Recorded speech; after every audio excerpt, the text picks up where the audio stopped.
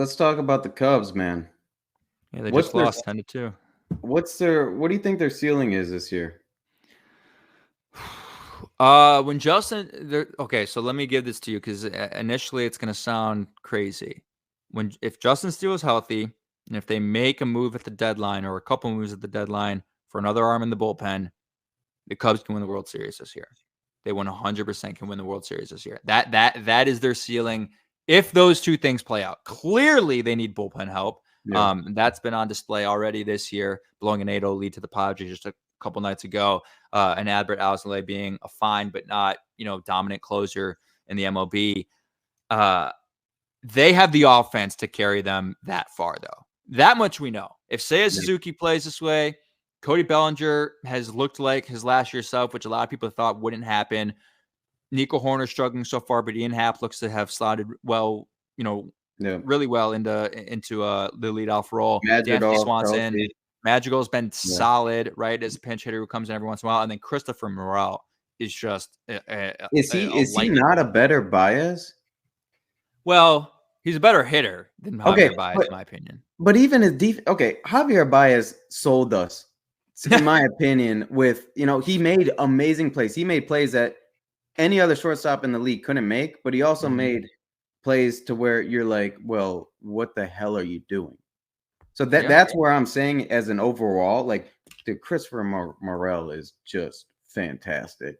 I mean, that guy, him alone is just a selling point for this team. And you just look at the roster in general, dude. It's like you're saying, that bullpen help, definitely. But I feel like they'll address that. And then I'm so glad that they moved on from David Ross, even though we all love him here in Chicago.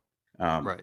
But it was one of those things where it was time to get a fresh face in and kind of have a new leader of the clubhouse. And I think I have no complaints with them so far. I mean, except for blowing those leads, obviously. But, I mean, it's hard to blow an 8-0 lead, dude. I mean, that's hard to do. It's like very hard to do. It's almost damn near impossible. And it's hard. You can't evaluate a manager off of, what is it, 9 games anyway, right? Like you just can't. People have been calling in. I know that they call in and like trying to just ask them why they're pulling. Like, people overreact so hard, right? And obviously, baseball is literally a grueling ass season. I mean, we're gonna be here till freaking September talking about the Cubs, and like that's a long time. But their division is like, the Pirates are shocking me right now. I did this last year too. I won a lot of games at the beginning of last year too, and we'll see if they can keep it up.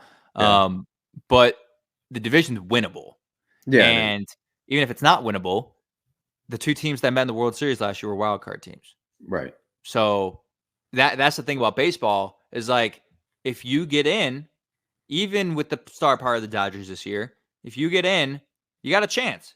You got a chance to win the World Series. You just do. And this team should be a playoff team. It would be a massive disappointment if they're not. So if you get in, you got a chance. And the way this offense has played and the way they manufacture runs and the way they get on base thus far and the defense that they play, like there's no reason that they can't. Like it would be a magical run and they'd be one of the underdogs to win the World Series. But there's no reason it can't happen. There's really not. And it's, again, a luxury that baseball is a sport where these things can happen consistently because it doesn't happen in the NBA. Wildcard teams rarely win in the NFL either. I think the last wildcard team to win was the Giants back in 2010 or whatever. I don't know if it's happened since then. But yeah, I mean, I'm in love with this team and this roster and what they've built here. And if they get a little bit of help at the trade deadline, I mean, you are talking about a legit force that should run away with the NL Central come, mid-August.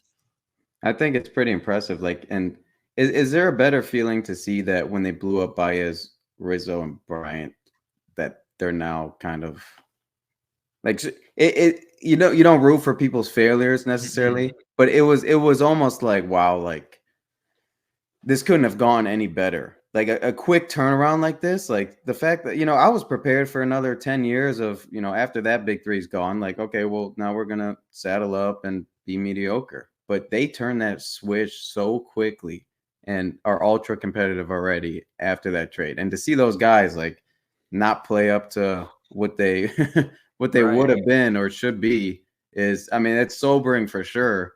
Um, I mean, those guys will always be icons here for sure. No, absolutely. I mean, and it was hard to see at the time. That day where they all, Yeah, were traded, those couple days where they were all traded was talk about heartbreaking moments in Chicago sports. That was heartbreaking yeah, to watch and witness that happen. But I mean, to turn that back around, in just 3 to 4 years now, and it's a testament to the picks that they've made and the farm system that they've built over that time. Um, Although a lot of the players that they have up in the show right now are not, from their farm system, at yeah, least not yet. When you talk about yeah, Pico Armstrong, you talk about yeah, Alexander Canario and Brennan Davis and those guys. But to turn it around this fast, I mean, you got to give credit to Jed Hoyer. You got to give credit to Carter Hawkins that this is a team in a city that is dying to have a good Cubs team, and for yeah, them to even be in contention last year and yeah, give us that fun summer last year, yeah, and now have the expectation to win the NL Central this year. Hell of a job. Hell yeah. of a job by the front office. And it's definitely different, when you move on from Theo too, because we Mhm. all saw Theo as this mastermind guy who, like he's the reason why this was put Right. together. And now someone else is just replicating the same thing from scratch. And again, the time turnaround is impressive as hell.